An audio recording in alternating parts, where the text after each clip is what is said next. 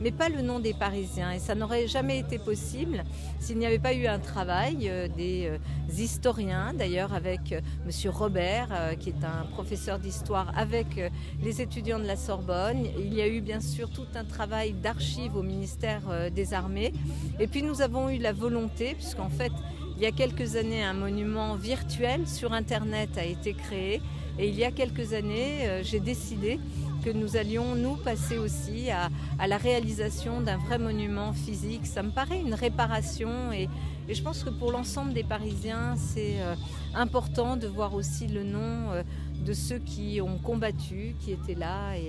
Et voilà, je suis très heureuse. En plus, il y a 500 jeunes de toutes les écoles parisiennes, des 20 arrondissements. C'est un bonheur. Ils ont été super, hein, ils ont été sages, ils ont été bien enthousiastes aussi. Et ça fait plaisir parce qu'il y a maintenant à transmettre, voilà, à transmettre. Pourquoi ce quartier ?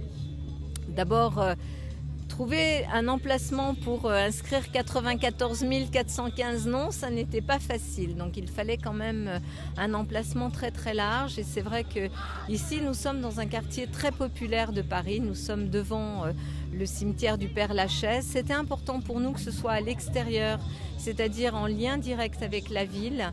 Et c'est un linéaire de 280 mètres de long. Donc il nous fallait trouver un lieu suffisamment grand pour l'accueillir. Et celui-ci finalement tombait sous le sens. Guillaume Apollinaire est d'ailleurs enterré au Père-Lachaise. Mais au-delà de ce symbole, il est vraiment en ouverture sur la ville et c'est ce qui nous importait aussi. Vous parlez des enfants des 500 enfants. Pourquoi les avoir conviés aujourd'hui ? D'abord, leurs enseignants leur ont fait faire un travail tout au long de l'année et depuis 2014 dans les écoles élémentaires de Paris et au-delà. D'ailleurs, il y a tout un travail sur la mémoire de la Première Guerre mondiale.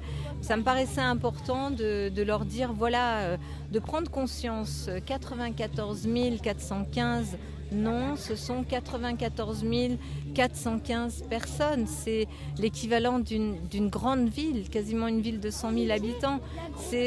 Pour moi, c'est important que les enfants sachent ce qui s'est passé, bien sûr, avant eux. On n'arrive pas comme ça avec une page blanche. D'autres ont écrit sur cette page une partie de cette histoire, de notre histoire commune, et cette histoire nous oblige. Et je pense que c'est important.